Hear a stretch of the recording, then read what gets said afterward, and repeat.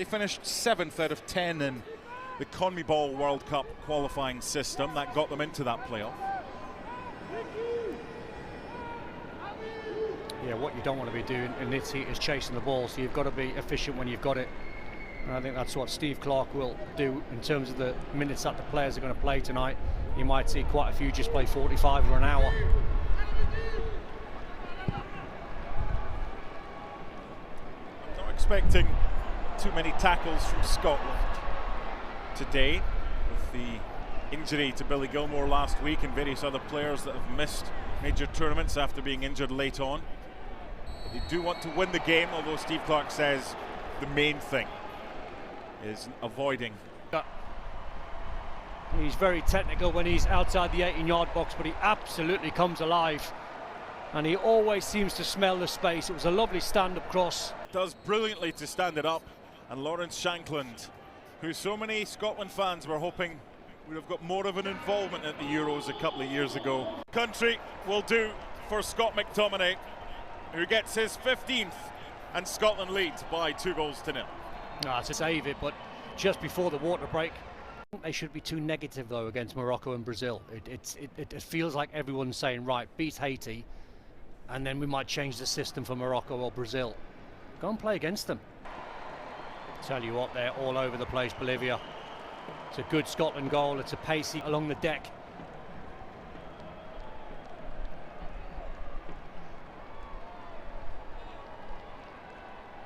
So there you go. There's Shankland and Shea Adams saying to Steve Clarke, we're forming a partnership here.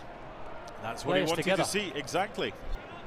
And here comes Scotland again, with Ben Gannon-Dope. Shea Adams is in the middle. Shankland's in the middle.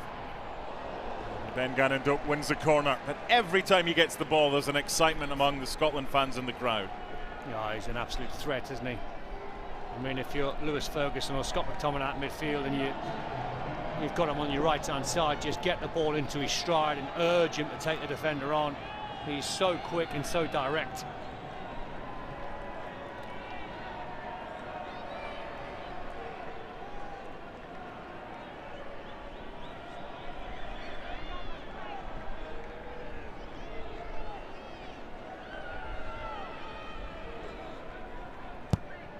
Shot by McGinn for Ferguson.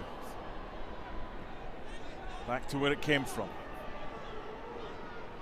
Fancies a goal. Doesn't get the space. That looked like off the Aston Villa training ground, that one. McGinn again.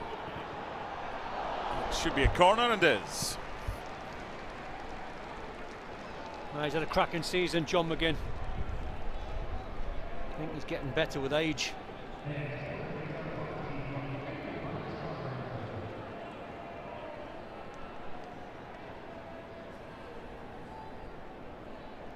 Corner kicks brought to you by Enterprise. This time it's Lewis Ferguson to take.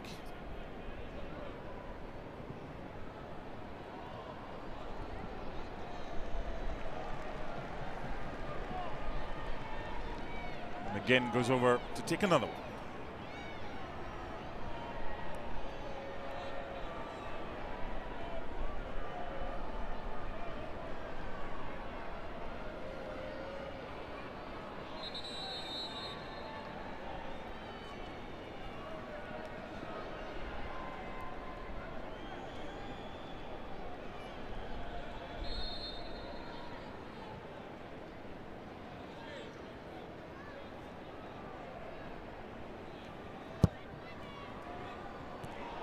What a chance.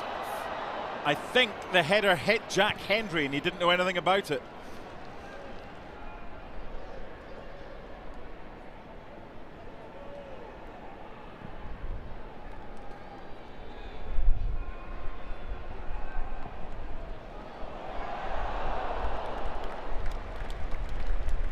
Got himself in the right position, Ross Stewart.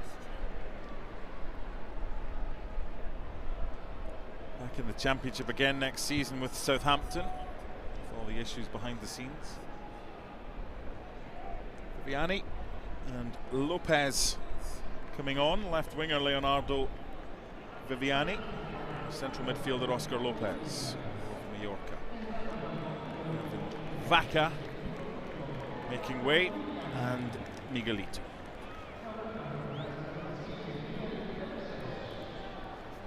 Three times they've played at World Cup Bolivia, and when they go back to 1-1 on level terms against Iraq in the Intercontinental Playoff Final, having beaten Suriname, but not on target. Well, that's what he can do. He shifted the ball onto his right side, he was sharp.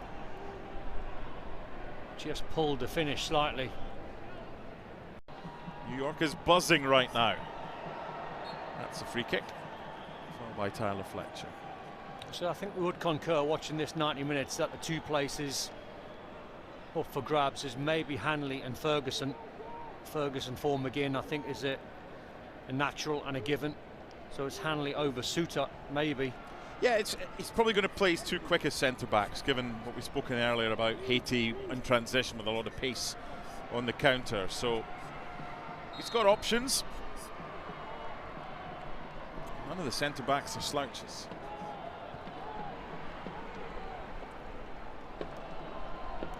Scotland desperate to keep a clean sheet. Haven't done so for 7 games. And you can see why Bolivia have not kept one for 8. Yeah, they beat Brazil 1-0 in the final qualifier when Brazil were already through. So that's how Scotland fans look at it. Beating England in 1967 made them world champions. Champions, yeah. And with Bolivia beating Brazil in their final qualifier and Scotland beating Bolivia, then Scotland